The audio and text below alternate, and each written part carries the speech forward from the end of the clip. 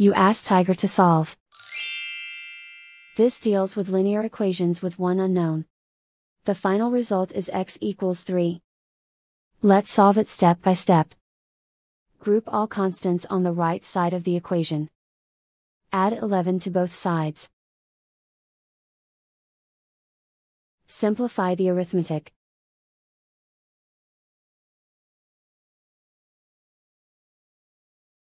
Isolate the x. Divide both sides by -17.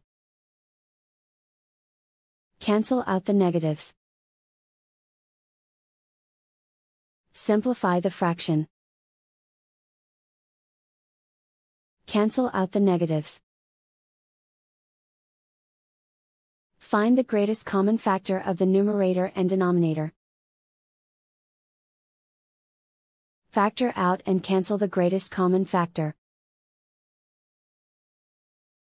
And so the final result is x equals 3.